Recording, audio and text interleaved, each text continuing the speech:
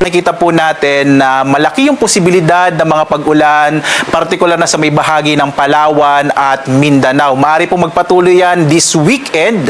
Kaya po patuloy nagpapaalala tayo sa ating mga kababayan dahil nga malaki yung posibilidad ng mga kalat-kalat na mga pag-ulan, pagkidlat, pagkulog. So posible pa rin po yung mga flash floods and landslide, lalong-lalo na sa ilang mga lugar ng Palawan at ng Mindanao. Samantala, mapapansin po natin, mas kakaunti po yung mga kaulapan dito sa may area ng Luzon at Kabisayaan. So inaasahan natin this weekend na malaki pa rin ang posibilidad ng maliwalas at mainit na panahon ng mararanasan, lalong-lalo na nga po sa Luzon, pero posible pa rin ang mga localized rain showers and thunderstorms, lalong-lalo na po sa ilang bahagi rin ng Kabisayaan. Makikita rin natin na as of now, wala po tayong minomonitor na anumang low pressure area sa loob at labas ng Philippine Area of Responsibility. So possible po this weekend, maliit pa yung posibilidad na magkaroon tayo ng bagyo sa loob ng PAR. Lalo't easterlies pa rin ang nakakaapekto sa ating bansa.